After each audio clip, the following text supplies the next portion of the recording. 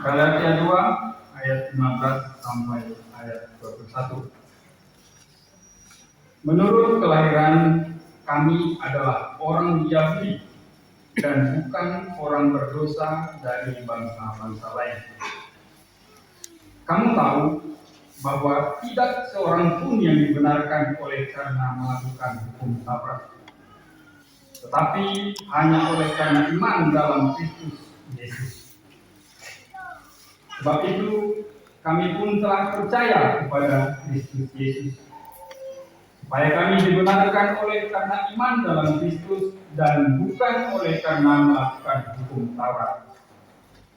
Sebab tidak ada seorang pun yang dibenarkan oleh karena melakukan hukum Taurat.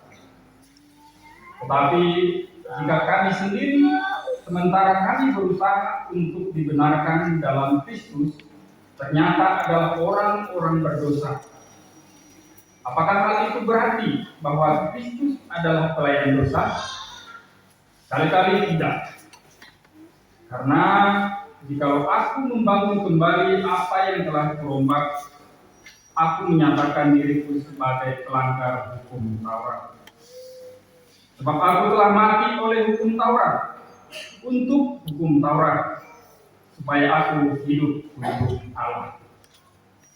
Aku telah disalibkan dengan Kristus, namun aku hidup, tetapi bukan lagi aku sendiri yang hidup, melainkan Kristus yang hidup di dalam aku. Dan hidupku yang kuhidupi sekarang di dalam daging adalah hidup oleh iman dalam Anak Allah yang telah mengasihi aku dan menyerahkan dirinya untuk aku. Aku tidak menolak kasih karunia Allah, sebab kiranya ada kebenaran oleh hukum Taurat, maka sia-sialah kematian Kristus. Jemaat Tuhan yang dikasihi Tuhan kita Yesus Kristus, salah satu sukacita yang besar, Bapak Ibu, saya dapat berdiri di sini melayani bukan karena kekuatan saya, tetapi karena Tuhan yang memampukan. Saudara-saudara yang dikasihi Tuhan Yesus Kristus, ada satu pertanyaan yang paling penting di dalam hidup manusia. Pertanyaan yang paling penting.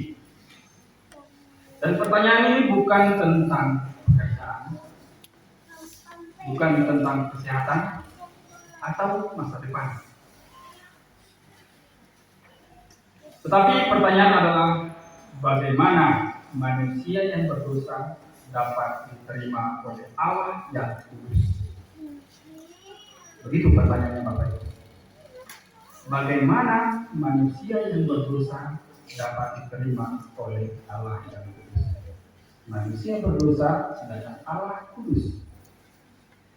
Dan manusia tetap setiap hari, setiap waktu, setiap detik selalu berbuat dosa. Itulah hukuman kita di bumi ini. Jawabannya Bapak Ibu, karena Allah kudus dan manusia berdosa tidak akan mungkin bersatu. Bapak Ibu, nanti jawabannya akan kita dapat setelah kita mendengar firman Tuhan. Dan sejak dahulu manusia selalu mencoba menjawab pertanyaan ini dengan caranya atau dengan logika sendiri. Manusia selalu berusaha dengan kemampuannya, dengan pengetahuannya. Bahkan manusia berusaha untuk hidup padanya. Itu sifat manusia. Kenapa Bapak Ibu? Karena kita diciptakan serupa dan segambar dengan Tuhan. Punya akal budi, punya akal sehat, dan punya pemikiran ke depan. Ada yang berpikir, aku harus menjadi orang baik. Ada orang baik di sini Bapak Ibu? Ada. Orang baik itu sih relatif Bapak Ibu ya, tergantung siapa yang menilai. Apa alat ukurnya, apa standarnya yang kita gunakan supaya kita dikatakan baik. Ada yang berpikir aku harus lebih banyak beribadah. Benar Bapak Ibu? Benar. Makanya kita datang ke sini Bapak Ibu. Ada yang berpikir aku harus lebih rajin melayani. Makanya ada pelayan di gereja. Kita berlomba-lomba melayani. Pasukan Parawi, kontingen Parawi melayani di dalam pujian. Ada yang berpikir aku harus memperbaiki diri supaya Allah menerima aku. Itulah upaya dari manusia. Selalu berupaya yang terbaik. Tetapi Alkitab mengatakan satu hal yang berbeda. Beda dengan yang dipikirkan manusia. Tidak ada seorang pun yang dapat diterima oleh Allah karena usahanya sendiri. Tidak ada. Tidak ada seorang pun yang cukup baik. Dan tidak ada seorang pun yang cukup suci. Jadi jangan ada yang Bapak Ibu yang merasa baik dan juga suci di hadapan Tuhan. Karena Tuhanlah yang maha baik dan maha tulus dan bantuan, tetapi kita membutuhkan juru selamat karena kita sudah tenggelam di dalam Yesus. Dan Yesus adalah juru selamat itu. Itulah yang pertama Bapak Ibu yang kita bahas. Yang kedua Bapak Ibu, bukan Taurat, tapi Tuhan. Dapat kita lihat dari ayat 17 sampai dengan ayat ke-19. Jadi setelah berbicara tentang kebenaran, sekarang Paulus menjawab sebuah keberatan. Kenapa? Keberatan apa itu? Karena ada orang berkata kalau keselamatan hanya oleh iman. Karena bukankah orang bisa berbuat dosa? Itu kata-kata Paulus.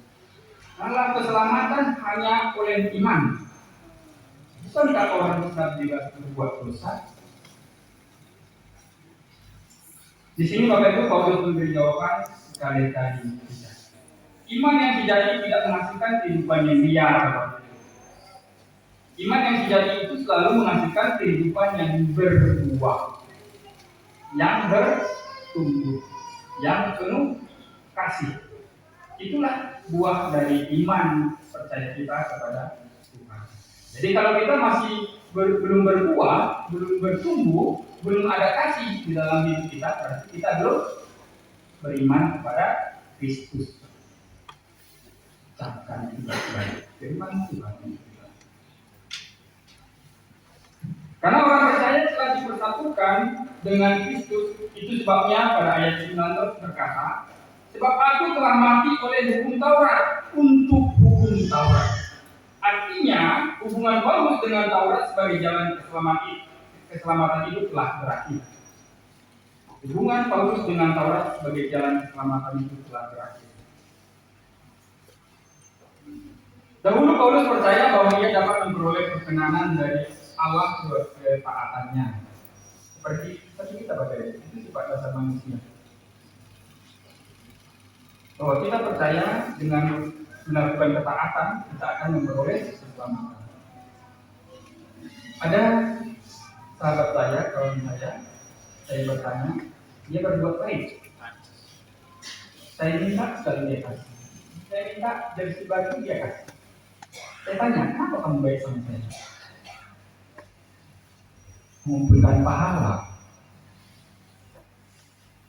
Apa yang pahala? Kenapa dikumpulkan? Berarti dia mengumpulkan perbuatan baik. Dia berpikir bahwa dengan mengumpulkan pahala itu dia akan memperoleh keselamatan. Tapi di sini kita pelajari Bapak Ibu bahwa perbuatan baik tidak menghasilkan keselamatan. Tetapi buah dari keselamatan itu adalah perbuatan baik. Tetapi sekarang kita menyadari tidak ada manusia yang dapat diselamatkan melalui usaha agamanya. Tidak ada Bapak Ibu ya. Dengan sekali-sekali kita mengatakan saya mengikut agama ini, maka saya akan selamatkan Tuhan. Agama tidak menyelamatkan, tetapi imanlah yang menyelamatkan kita.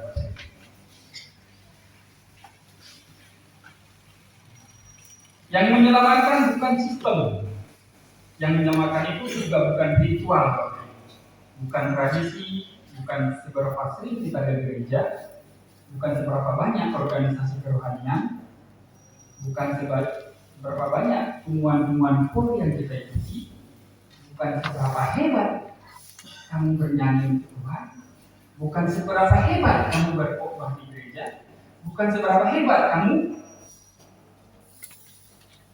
apalagi begitu banyak yang membuat kita merasa di atas angin, di atas angin, kita melayang, gampang ngintip angin. Yang menyelamatkan tetap adalah Kristus. Karena banyak orang Kristen yang masih hidup seperti orang di Galatia ini. Mereka percaya pada Yesus, tetapi kemudian hidup di dalam ketakutan. Mereka berpikir Tuhan mengasihiku kalau aku berhasil. Tuhan menerima aku kalau aku sempurna. Tuhan memberkatiku kalau aku tidak pernah gagal. Tuhan akan menolongku. Tuhan akan membantuku. Tuhan akan menyelamatkanku. Tuhan akan memberkatiku dan segala macam kalau aku rajin melayani dan seterusnya. Padahal Bapak Ibu, saudara yang dikasih Tuhan Yesus Kristus, kasih Allah tidak didasarkan kepada seberapa hebat kita atau bagaimana performa kita. Kasih Allah itu didasarkan kepada karya Kristus. Jadi Bapak Ibu, kita tidak bekerja untuk memperoleh penerimaan dari Allah. Tidak bekerja. Kita bekerja karena kita sudah diterima oleh Allah. Perbuatan-perbuatan kita lakukan karena memang kita sudah diselamatkan. Ya, tadi yang saya bilang, yang firman Tuhan ingatkan bahwa perbuatan baik kita itu adalah buah dari pertobatan kita. Bapak Ibu terkasih, kehidupan Kristen tidak dimaksudkan untuk dijalani dengan kekuatan kehebatan manusia.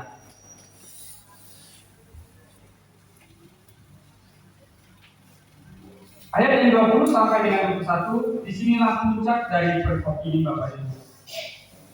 Ayat yang sangat terkenal dengan berkata, aku telah disalibkan dengan Kristus. Apa artinya ini? Paulus tidak sedang berbicara tentang salib secara fisik. Ia berbicara tentang identitas. Manusia lama telah mati, kehidupan lama itu sudah mati, saya lama itu telah mati.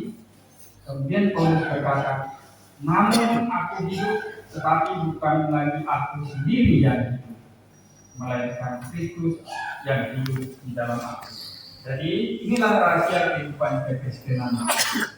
Aku hidup, tetapi bukan lagi aku sendiri yang hidup, melainkan Kristus yang hidup di dalam aku.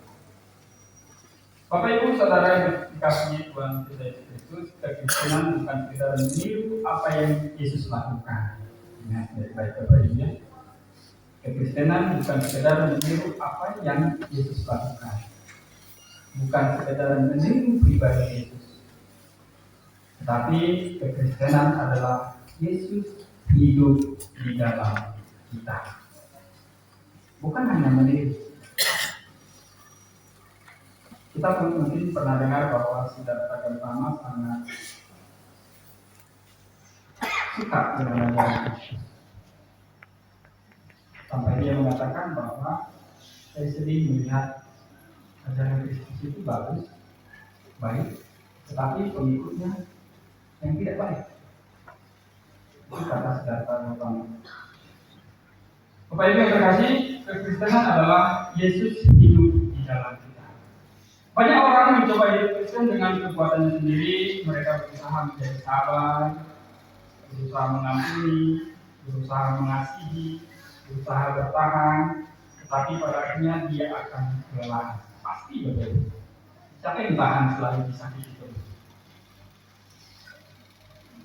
Bapak-bapak, siapa yang tahan selalu diomeli ibu-ibu di rumah? Sedikit-sedikit salah, sedikit-sedikit salah. Salahnya sedikit-sedikit, nggak banyak-banyak. Ya Bapak Ibu ya. Jadi Bapak Ibu, kalau kita hanya berpatokan kemenangan kesabaran, berusaha mengampuni, mengasihi, berusaha bertahan, akhirnya kita akan kelelahan, capek. Makanya ada yang mengatakan manusia punya batas kesabaran.